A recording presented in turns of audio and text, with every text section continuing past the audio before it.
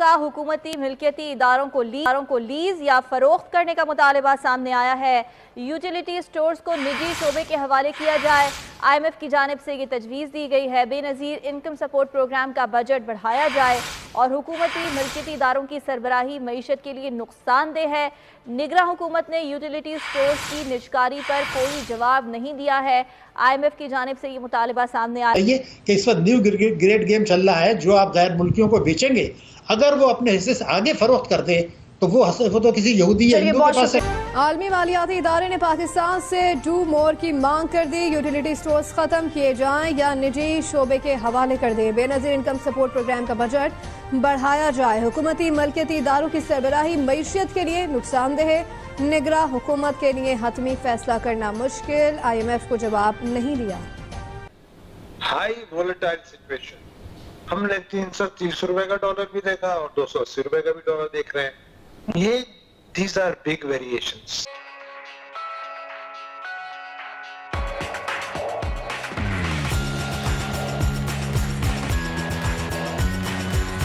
ایک طرف آج جو ہے گورنمنٹ کی طرف سے جو ہے فواد حسن فواد صاحب نے یہ نجکاری کے حوالے سے بڑے وہ بالکل کسی کو شک نہیں ہے کہ یہ سٹیل مل PIA اور یہ ان کی نجکاری وغیرہ ہونی چاہیے، مگر at the same time World Bank کی طرف سے بڑا اسٹرانگ قسم کا کرٹیک آئی ہے کہ جناب یہ آپ حکومت کمپنیوں کے اس جو ہے نا مارکیٹ کے ذریعے کرے اور یہ شفاف انداز میں کیا جائے، اور یہ پارلیمنٹ کی سپرویژن بھی انہوں نے بیچ میں ڈال دی ہے۔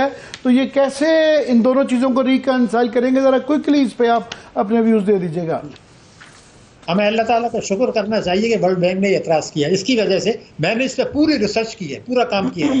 یہ جو ہمارے 34 برسوں میں جو نجکاری کا ہے، یہ خسارے کا سودا رہا ہے، نقصان کا سودا رہا ہے۔ پہلے تو یہ کہا گیا تھا کہ اس سے قرضے اتارے جائیں گے، وہ بھی کم نہیں ہوئے اور قرضے بڑھتے رہے۔ اس میں متعدد ادارے بند ہو گئے۔ آپ یہ دیکھیے کہ KSC میں ہمیں آج تک پیسہ نہیں ملا، انہوں نے اپنے چارجز بڑھا دیے، PTCL نے بڑھا دیے۔ نجکاری کا عمل پاکستان میں خسارے کا ہے، اور ہمیں یہ بھی نہیں بھولنا چاہیے کہ 12 جولائی کو جو ہے IMF نے بورڈ نے ہمارے منظوری دی تھی قرضے کی، اس کے بعد اس مالک سے بھی 3 ارب ڈالر ملے۔ بہت پروپیگنڈا تھا، لیکن میں اگر آپ کی خدمت میں یہ عرض کروں کہ اس کے بعد سے معیشت میں مزید خرابیاں آئی ہیں، ان اعداد و شمار کے مطابق حکومت کی ہیں۔ نمبر 1 آپ لیجئے روپے کی قدر۔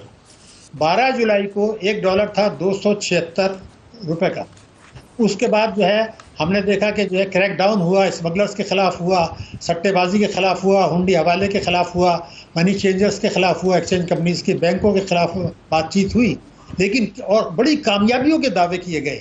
لیکن کیا ہمیں پتہ ہے کہ آج بھی یہ ابھی تمام جو ہے بہتری کے باوجود آج بھی 280 روپے سے زیادہ ہے، یعنی 12 جولائی سے آج بھی $1 مگر ڈاکٹر صاحب پھر بھی ایک تو کریڈٹ ضرور ہے کہ ہمیں جو ہے تقریباً 340 سے 280 میں بھی آنا یہ ایک سکینڈل بھی تھا کہ اتنا بڑا کیسے، پر بہرحال یہ ایک انتظامی طریقے سے ہی چاہے کیا گیا، اور یہ بحث بھی رہے گی کہ کتنا سسٹینیبل ہے۔ اچیومنٹ تو ہے۔ نہیں، میں آپ کی خدمت میں عرض کر دوں، آپ نے ایک لفظ بول دیا کہ بڑا واضح طور پر نظر آ رہا ہے کہ یہ سسٹینیبل نہیں ہے۔ ماضی میں متعدد مرتبہ آپ کے علم میں ہے کہ اس قسم کے کریک ڈاؤن ہوئے، وہ انڈر گراؤنڈ چلے گئے، انہوں نے اپنا کام جو حرکتیں روک دیں، لیکن کوئی اصلاحات ایسی نہیں کر رہے جس سے کہ یہ یقین ہو کہ آئندہ یہ نہیں ہوگا۔ نمبر 1 تو یہ بات ہے، بالکل واضح طور پر نظر آ رہا ہے کہ یہ دوبارہ گرے گی، اس میں مجھے قطعی کبھی کوئی شبہ نہیں ہے۔ اس لیے کہ پہلا ثبوت یہ ہے کہ آپ یہ دیکھیے کہ انہوں نے 17 اگست کو حلف اٹھایا تھا اور آرمی چیف نے 5 ستمبر کو انٹروین کیا، اس کے بعد یہ ایکشن میں آئے۔ 20 دن تک تو روپے گرتا رہا، انہی کے دور میں گرا، اسمگلنگ ہوتی رہی۔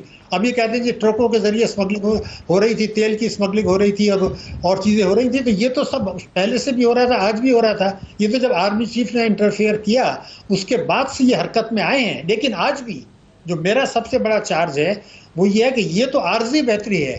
اگر یہ معیشت میں جو ان کے پاس ناجائز اثاثے ہیں جس کے لیے قانونی اختیارات ان کو حاصل ہے، قانون موجود ہے، کیئر ٹیکرز کو نہ FIR لانچ کرنے کی ضرورت ہے، نہ عدالتوں میں جانے کی ضرورت ہے، ان کے پاس تفصیل ہے۔ 4000 ارب روپیہ وصول ہو سکتا ہے، اس پر یہ ہاتھ ڈالنے کے لیے تیار نہیں ہے۔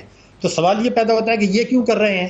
کہ آپ کو پتا ہے کہ پچھلے سال کی بجٹ تقریر میں تھا کہ 3000 ارب روپے سالانہ ٹیکس کی چوری ہو رہی ہے، ہم وصول کر کے عوام کو دیں گے. انہوں نے ایک پیسہ بھی نہیں دیا. یہ 4000 ارب جو کہتے ہیں آپ کو تو ظاہر ہے بہت اچھا پتہ ہے، ہم بھی تھوڑا سا جانتے ہوں گے. میں ناظرین کو ذرا اس کی تفصیل بتا دیں. جب یہ آپ کہتے ہیں کہ یہ 4000 ارب روپے کی گنجائش ہے، یہ کون سے پاور گروپس ہیں جن کی طرف آپ نشاندہی کر رہے ہیں؟ دیکھیے، پہلی بات تو یہ ہے کہ جو 2019 میں جو ٹیکس ایمنسٹی آئی تھی اس کے قانون بن گیا تھا، وہ قانون آج بھی ویلڈ ہے. وہ یہ ہے کہ جو ناجائز اثاثے ملک کے اندر موجود ہیں، جنہوں نے ایمنسٹی سے فائدہ نہیں اٹھایا، ان کے اثاثے ضبط کر لیے جائیں گے، ان کی جائیدادیں ضبط کر لی جائیں گی، یعنی جو دوسری پراپرٹیز جو ہیں جو پلیج نہیں ہے وہ بھی ضبط کر لی جائیں گی، اور 7 سال جو ہے 7 سال کے لیے جیل ہوگی.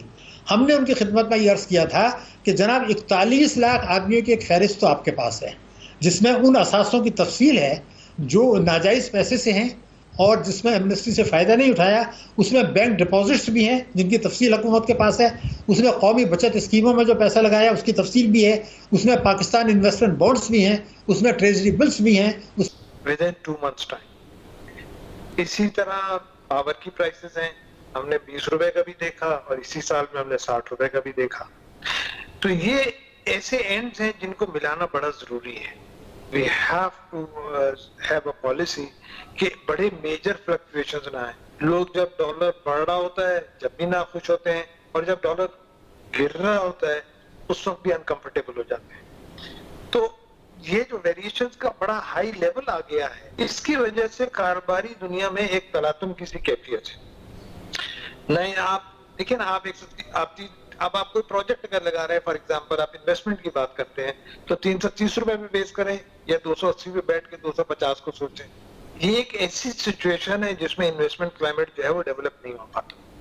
ہمیں اس کو ایک سسٹم کو ایسا کوئی گورنمنٹ کی طرف سے سسٹم آئے سامنے کہ جی we are targeting by this price of dollar at this time. اب ہو جائے گا والی جو بات ہے نا، اس میں it's a very shy system, اس میں کام نہیں چل سکتا. اسی طرح اب کیا پوزیشن ہے کہ ڈالر کے کم ہونے کی وجہ سے جو ایکسپورٹ کی ٹیک ہوم منی ہے وہ کم ہو گئی ہے. بجلی کی قیمت وہیں کی وہیں کھڑی ہے، گیس کی پرائسز بڑھ گئی ہیں. تو ان ساری چیزوں کا میل ہونا ضروری ہے. اگر ہم اپنی کاسٹ آف ڈوئنگ تھنگس اور اپنی سیلنگ پرائس کے درمیان میں کوئی ریلیشن شپ پراپرلی ڈیولپ نہیں کریں گے تو unfortunately we will not be able to sell properly. میں یہ سمجھتا ہوں کہ یہ نہ صرف یہ کہ ہماری پروڈکٹس کو بنانا ضروری پرابلم ہے، بلکہ یہ کہ کسی بھی چیز کا مارکیٹ پرائس کا اسیسمنٹ بھی مشکل ہو گیا ہے. جب مارکیٹ ڈالر کی گر رہی ہے تو کسٹمر خریدنے میں شائع ہے، جب ڈالر کی بڑھ رہی ہے تبھی بھی شائع ہے. دونوں صورتوں میں شائع ہے. اور یہ والیٹیلٹی جو مارکیٹ کے اندر ایک سال سے ہے، یہ بڑی it has been a damaging factor for the trade and industry as a whole in the last 12 months. میں سمجھتا ہوں کہ اس طرف توجہ دینے کی ضرورت ہے. کوئی ایشورنسز، کوئی سسٹم، پھر on the top of it 21% of interest rate وہ بھی ساتھ ساتھ چل رہا ہے. روپے کی ویلیو سیٹ نہیں ہو رہی ہے، 21% انٹرسٹ ریٹ ہے. دیر آر ملٹی ریٹ بھی نیچے آئے گا. ہماری ایز اے تاجر کمیونٹی جو فیلنگ ہے، جو انڈرسٹینڈنگ، جو امپریشن ہے، we feel that now with the passage of time and with this dollar value the interest rate should come down. آگے جو بھی صورتحال ہوگی دیکھیں گے. ورلڈ بینک کی بہرحال آج ایک رپورٹ آئی ہے اور انہوں نے تھوڑا سا ڈسکمفرٹ کا اظہار کیا ہے about the economy of Pakistan and the level of poverty in Pakistan which has really gone up by numbers. تو وہ ایک اپنی جگہ فیکٹر ضرور ہے، لیکن میں سمجھتا ہوں کہ جو موجودہ پرائسنگ سسٹم ہے وہ اس وقت on the lower trend ہے.